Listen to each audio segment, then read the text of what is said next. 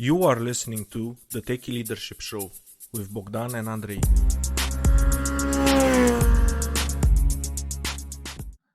Hello and welcome to the Techie Leadership Show. Today with me I have Michael Sherlock, and don't be fooled by the name, the hair color or crazy shoes. Michael Sherlock is serious about business. She is dedicated to creating positive, productive and profitable workplaces and helping individuals and businesses unlock their ultimate potentials. Before launching her global training company, Shock Your Potential, Michael was vice president of US sales for two multinational medical device companies, responsible for net revenue exceeding 75 million and as many as 500 employees at a time. 500, oh my God, Michael. Welcome to the show. Thank you so much. Yes, I know when everybody talks about that 500, it just makes me think back and go, boy, that was a lot of work. It's a lot of people, a lot of names. Mm-hmm. And Michael, do you want to add anything else about yourself? You know, as I listen to you read it, if people are just listening, they're probably like, well, who's this guy? And I always think it's very fun when I surprise people and they aren't sure that I'm a woman at first, or they're afraid to call me, Michael, because they don't want to offend me. But no, I think that's a great intro. I love what I do. I really enjoy working with people and businesses and helping them achieve their potential, especially in the areas of leadership. And that's kind of my core is, how do we develop better and better leaders so that we continue to advance as individuals, as cultures, and as the world? Yeah, and I can tell you're a fun person, so I cannot wait to find out your stories. Excellent. Okay, so taking it from the top, what is the biggest leadership success story you've witnessed personally? It was fun to think about that question because I have so many and I've seen such great experiences, but one that really sticks out, and I was just actually reliving this in the last couple of weeks because I've been taping all these lessons for my app that's coming up. And so I've been replaying different scenarios in my mind. But I had a gal that worked for one of my clients long ago. And so my job at the time was to help medical practices do better, so actually, be more profitable, be healthier, function at a higher level. And this one practice had a gal who'd been with them since the beginning. And she had been, a really loyal employee. She'd always been a hard worker and had always had a really great attitude.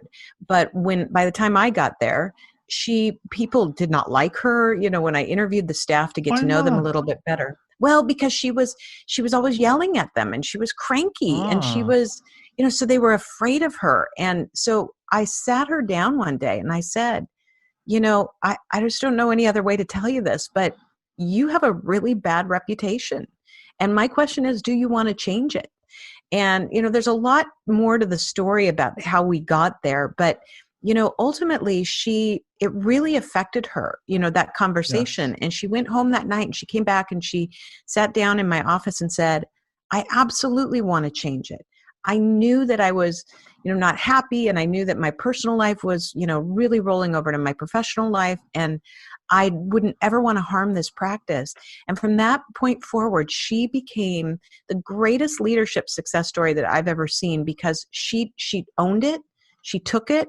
She did the hard work to make herself better. And she didn't want to hear those things. She didn't want those to be real, but she knew it. Yes. And she made the choice to make herself a better person and a better leader. And what kind of transformation in her? Did she be like next year? Was she the most popular employee in the company?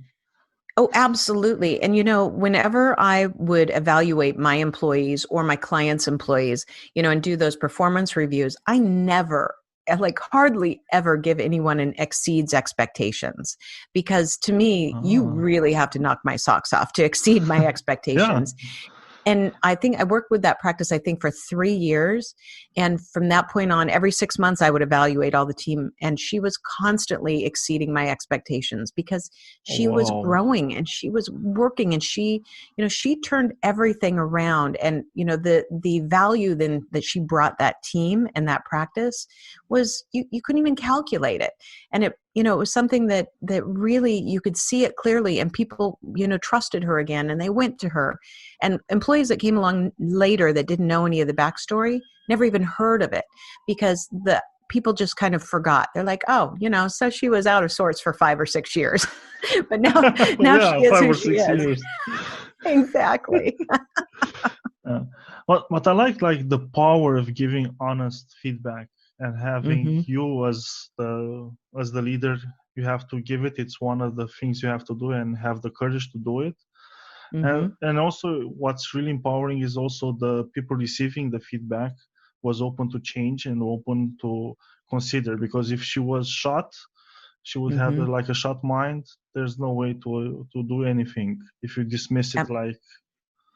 Yeah, absolutely. And that's why I always call it having difficult conversations. I'm really comfortable telling people very directly, where they stand with me, or where, where there's challenges, because if I'm comfortable enough doing that, then I believe they have an ability to change. And if I'm going to have that tough conversation, I expect them to change. But what's interesting is, when I would have difficult conversations with my teams, they'd be really nervous about it. And I kept reminding them, look, if I didn't believe in you, then we'd be working you out of this position. But the fact that I'm Yes. having this difficult conversation with you is because I know you're capable of it. And I know you're capable of coming out on the other side. So it may be tough to hear, but I really believe in you. And each time that I did that with people, they really excelled and surprised themselves of what they could do. And what other tips you would have, like to hold open, tough conversations? It's really important that you get your details straight before you sit down and talk to somebody. So you have to spend some time reflecting and being honest about a couple things. Number one, about, where you think their quote unquote faults are. But then once you're done kind of laying that out as a leader yourself, you by nature need to reflect on your own behavior in there. And what I usually mean by that is training. So a lot of times, if you have an performing employee, it's not most of the time because they're just a poor employee. It's the majority of the time it's because you didn't train them well enough, and you didn't give them the feedback along the way. I mean, people can't read our minds. So Yes. if we've missed something along the way, I believe as leaders, we owe it to them first to try and figure out how we can fix it ourselves, and then have those honest conversations. And when we do that, then it really, it requires us to be introspective. And then if you're constantly doing that, you are constantly moving and changing and growing as a leader yourself. And your team deserves that. Yeah, and that's true. You have to change, and you have to know how to work with the person that you're working with, and it's individual, it's person by person, and Mm-hmm. it's not that if I say this often enough. If people show up to work, they want to do the work. Yes. It's your job to get them engaged and help them prosper and grow. Yeah, and if they're not engaged, they're not doing what they should be doing, it's mostly the fault lies with you. It's not, Exactly. yeah, it's a tough conversation to have with yourself, but it's the truth. It's Exactly. like, Exactly. And that's absolutely it. And it's, when you have that ability to self-reflect, you will always be a better leader because you are willing to grow, and you're willing to have those moments where you cringe because you looked in the mirror at yourself and went, wow, I really let that person down. yes, so true. Okay. And when it comes to the biggest leadership failure you had the unfortunate experience of witnessing? Boy, there are so many. There are I so know. many that, Same yeah, here. I mean, we have, but I kind of sum it up now. Like there's, when I look at all those, failures in my mind, the one thing I always come back to is kind of what we're talking about is when there's somebody in a leadership position who does not have currently the ability to reflect on themselves. And so they, think, okay, I'm doing great. So therefore I don't need to do anything differently. And people will adapt to me. And when I look at people that are like that, they really are so closed, but they create systems that don't allow anyone to grow. And, to make it kind of as generic as possible, I think of a couple different people from my past that I saw, who would lash out at employees and lash out at team members. And with the Yes. sense of, why aren't you doing this? Or, are you stupid? Or, using words that they never want No, not used good. towards them. Yes. But most of the time, those people don't know how to A, reflect, B, to, get themselves out of a situation, but C, they don't know how to be the buffer between who they report to and who reports to them. And Oh, so yes. I used to tell my leadership team, I'd say, look, it's really lonely at the top, because if I'm doing my job right, you will never know the stress that I feel. I Yes. never, ever want you to see or feel my stress. But if it comes through, know that it must be 1,000 times worse than what you're seeing. Because if I've let it leak over, then I'm Situation is losing it dire. at that level. And so if I say to you, look, this is really critically important and I need you to change right now, know that I'm not saying that lightly. I'm saying we need something right now. And I think that's, ultimately to me is, those leaders who don't, have the ability to reflect and they don't know how to be that buffer. They're constantly in a sense of panic about their own job. And so they create panic for other people in their job. Yes. And from my point of view as a leader, your job is like, if anything is going badly in your department and you're reporting to somebody above you, you take all the blame. There's no Yep. talking like that person didn't do this, that the other person didn't do that. No, it's I didn't do it. I didn't make it happen.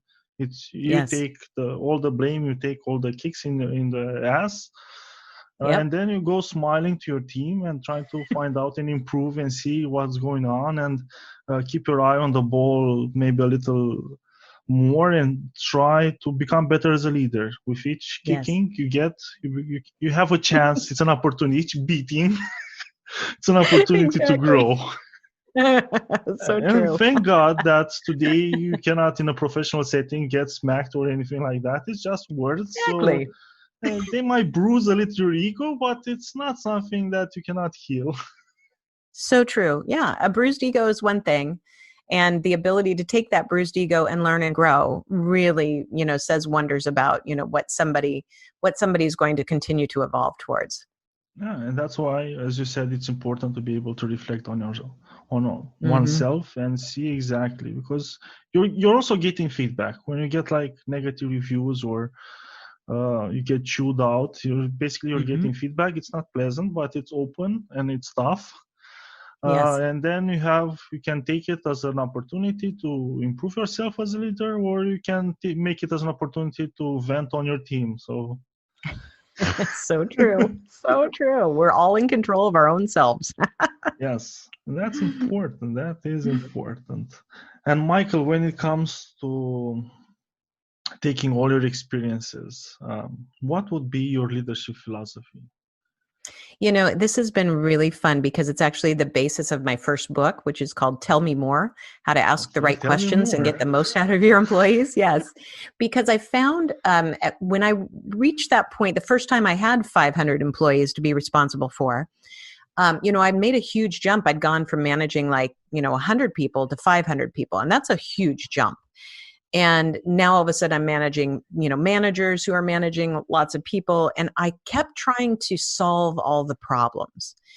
And, as a leader, and the reason that I continued to evolve as a leader is I was really great at solving problems. So I was constantly solving problems. And one day I was realizing, well, with 500 people, I can't solve all of their problems. I need my leadership team to solve their own problems. Exactly. But a lot of people as leaders are nervous about that. And so I found that, when somebody would call me with a problem or an issue, I started, instead of trying to solve it, I, almost had to stick my, hand with a fork or something and say, okay, don't answer it, don't solve it. And I'd say, tell me more about this issue. And I'd keep asking variations of tell me more until that person has done what I call unpack. They've unpacked the issue. Because, if you've ever sat on a suitcase that's so full because you're trying to sit on it to zip it up, at some point in time, if you can't zip it up, you have to open it up, take everything out, decide, do I just repack it? Do I leave some stuff home? Do I take 2 suitcases? And so by asking, tell me more, you're helping people to unpack their challenge. And usually 95% of the time, by the time they get it all unpacked, all I'd have to say is, that's really interesting. What do you think you should do? Or what do you think the solution is? And most of the time they'd have the answer. And if they didn't, I could help them. Or if they had the complete wrong answer, I could help re-guide them. Yes. But most of the time they got there on their own, which builds that. And I could say, great, you know what? That's a wonderful idea. I think that's perfect. Why don't you go implement that? Let me know if I can help. Let me know if you have any challenges. And it gives them a sense of, wow, she believes in me. And I'm like, wow, they can do it. So you then begin to trust people more. And as you build that trust, you start to get more because people do more. And they do it more, they do more successfully. And that's so crucial, especially when you move like to a higher level of leader, on a higher position. It's not because there are people in higher position, unfortunately, that aren't leaders, but that's another discussion. But when you be move a whole like other to, podcast. Yes, when you move like to when you have a big team under you, you realize you cannot solve all the problem. And that's why I found, like, from my personal experience, I found it necessary to have a discussion with each individual member. Says, look, my door is open. You can come to me with whatever problem, whatever idea, whatever you want to discuss, come to me. But especially when you have a problem, I want you also come with a solution attached to that problem. It doesn't have to be the correct solution, the best solution. I just want to see that you've invested some time thinking about it, because I don't want to be your personal Google. And funny enough, some of the solutions, especially the technical problems, they were one Google search away. And I was just basically run the search, put it in an email, here, use this. And I said, I was getting burned out by sending emails with Google searches, basically. And I said, no, there has to be a better way to do this. And that's why I said, and it helped them, because they started thinking. And they would come like less with problems to me, because they learn how to be independent and autonomous, which is important to have in your team. And that's exactly what I found too, is that, when they did come to me, most of the time then they were coming saying, okay, Michael, I had this problem. This is how I thought through it. This is what I thought the solution was. This is what I tried. Here's what worked. Here's what didn't. I don't know what to do next. And so at that point we were collaborating. Yeah, and to your point, I love that line. I don't want to be your first Google search. That's perfect, because by the time they got to me, they had either worked through it and tried it, or I knew that they didn't have a direction and they were really, really needed my help. In which case, I could just say, hey, I completely understand. Let's try and tackle this together. And so they didn't feel like they had to be on their own, but I knew they weren't coming to me for that first Google search. Yes. I'm going to steal that line. I love it. Okay, you can use it. You can use it as much as you want. And Michael, for aspiring leaders, what would be your top 3 leadership tips you would have for them?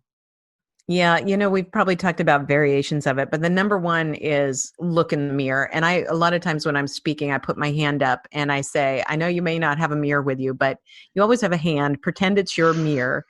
And as a leader, take time to reflect in that mirror every single day, because that's going to teach you whether you're on track or not. But the second thing is, do you know what you want to be known for? And if you don't, spend some time. Like, what words do you want people to use about you when you're not in the room? And the question you have to ask, and part of that mirror is, are they using those words? Because if they're not, then you have some work to do. And if they are, great, kind of what's the next level? And so the evolution of that, number 3, is work on yourself constantly. Because if you're always reflecting, you know what you want to be known for, then you will constantly work to make sure that that is how you are seen and perceived. And I usually talk about it like, I have fun when I'm on a stage and I'll have my back turned to the audience and I'll say, what do people say about you behind your back? And that I'm not asking that question to say, who's, whispering in the dark about you, but if they are saying things that you don't want to be associated with, and you want to be known as the dependable person or the thought leader or, the go-getter or the achiever, but they're saying things, that aren't those words, then constantly evaluating how to work on yourself and get yourself to that level, you will constantly evolve. Yeah, it's in a sense, it's like branding yourself as a leader. And what are the top keywords you want associated with you? It's absolutely true. Yeah, I call it got brand. Do you have a brand? Do you know what your brand is? Because your personal brand is what you're known for. And it's important. It's important to promote a brand, but it's not. Don't go overboard and protect your brand to the detriment of your team. Absolutely. Right. Yeah. I mean, yeah, that's a great point, because you've got to be in it to get your team somewhere just beyond, where they are today. It can't only be about you. Great. Yeah. Great point. Yes.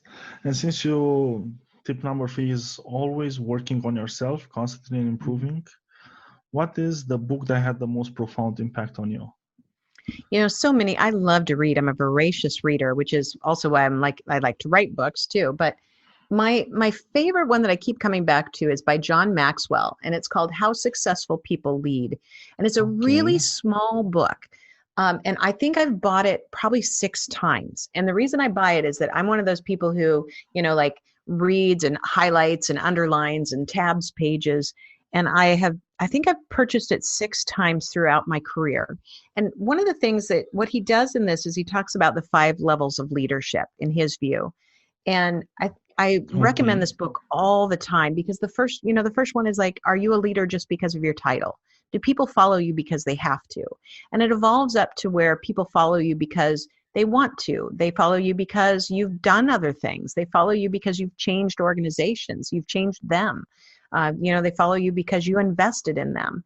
And I think, to me, it's always something that I come back to and say, am I still living these principles? Because if you have, maybe you've even gotten your whole team to the point where they will follow you up a hill because of all you've done for them and all you've done for the company, but you hire somebody brand new tomorrow, you're back at stage 1 with that person, because they don't know you. They are following you because they have to. And so that's where I always feel like this reminder of evolution is constantly evaluating, do people see me where I want them to see me? And am I taking them along to that journey so that they follow me because of what I'm doing for them, for the organization, results driven, whatever it is? Because whenever you start with one brand new person, you always start at the beginning.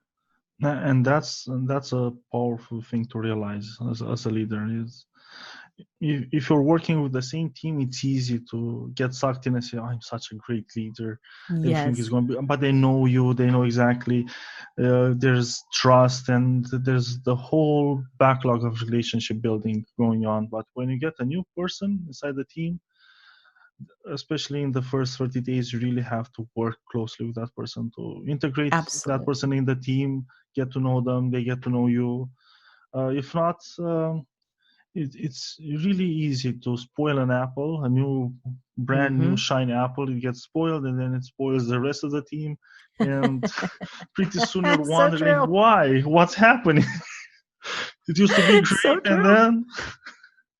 And it's, you think about what's happening right now, even with, this pandemic and, the long-term repercussions of working remotely. Yes. And I mean, I've worked remotely most of my career, but I've always had a headquarters to go to, unless I was running my own business. But we're going to see a long-term, transition of a lot of people working remotely. How you build that sense of team and how you build that sense of commitment to a company, a vision, a team, an idea is going to really evolve. And that's where I think leaders today are going to face a great opportunity, but it's going to be challenging without a doubt. How do we make sure that we can cross that chasm that we used to be able to cross more easily when we could be physically together more often? And Michael, do you have some tips on how to lead remotely? But yeah, I think it comes down to, face to face as much as you can. But also, one of the things that I've been doing, so I have an actual completely remote team. My team is actually in Kenya. So Kenya. I have Interesting. three, I know I have three full-time team members that are in Kenya. And so we've got, at sometimes a 7-hour difference. If I'm somewhere else in the country, a 10-hour difference, so we've got Yes. time differences, we got physical distances, sometimes some language, issues. So what I try and do, well, I have constant, we have regular set meetings. We have regular ways that we communicate. But whenever I'm trying to teach something, like for instance, we're putting this app together right now, or what the person who's running my Yes. podcast, and I know we're changing platforms and there's new things to be learned. I immediately hop on Zoom, hit record, and I will talk to my team person and show them on the screen. Okay, now let me tell you, here's where you go for this, and here's where it is in Dropbox, and I send them the recording so that they can watch it over and over again. And then I'll always say, if you have questions, let me know, because I may have missed something. And at least that way they're also seeing me, and Yes. they're hearing me, and we're connected. Sometimes my hair's sticking straight up and I have a baseball cap on, or whatever, but I think they appreciate that too. I'm not always made up and ready to go, but it's that sense of still saying, hey, if you need something from me right now, I'm going to give it to you right now, but I'm also going to try and make sure you can see me and hear me, and not just have this be something we communicate through email or text. In fact, one other thing is we are all connected on WhatsApp. So I will send them voice messages like, hey, great Nice. job, Lorna. I love the posts that you just put up on Twitter. That's fantastic. You're rocking it. So that I'm not just texting it. I'm infusing the sound of my voice, the expressions of my face, so that people will feel a human connection. And I think that's really going to be important, especially for Yes, people it who've never is. managed remotely. Exactly, it is. And I love the idea that you're recording like when you're doing trainings. So Mm-hmm. you're building a knowledge base for your team that they can Yes. reference again and again. Oh, Yes, good tip. absolutely. I like it. And Michael, if people want to find out more about you and the awesome stuff you're doing, where should they go? Well, definitely go to shockyourpotential.com. So that's our main website. On there, you'll find the links to our podcast. We have a Shock Your Potential YouTube channel. We just transitioned it from my name over to Shock Your Potential. So we're building a lot there. But what I'm most excited about is we are launching, in fact, we're going to submit it on Monday for approval from Google and Apple. We're submitting our on-demand training app for leadership and sales professionals. So I have a variety of 10 to 30 minute sessions where I'm talking about how do you have a difficult conversation, which is, and I go into that story that I told you just briefly a lot more in depth with that lady. Awesome. I have all these little mini sessions. I have interviews with some really great leaders, and I have industry spotlights where I'm, going in and basically secret shopping different kinds of businesses and talking about how they're exceeding customer expectations. So, and I have a coaching corner. So I'm taking questions from people that are like, I don't know how to do this. So we're doing those all without names or, video in it. Really But good. yeah, they're just really fun. So I'm really, really excited about the launch of this. This is to me, probably the culmination of all the things that I've done in my career, pulling it all together for this. So it's going to be really dynamic. Yes, and I'm going to put links in the show notes to your website Yay! and even your books. And Yay! also, I highly recommend you get Michael's application and go through all the stuff, all the wonderful stuff she has in it. I'm sure you're going to be a better leader due to it. I hope so. Yeah. Well, Michael, it has been a pleasure having you on the show. I had lots of fun. Thank you so much. Thank you. Okay. Bye-bye. Bye. That was today's episode. Tune in daily. Rate, like, subscribe, and share, please. Oh, you can find further info and materials in the show notes on techyleadership.com, including links to the guest book recommendations.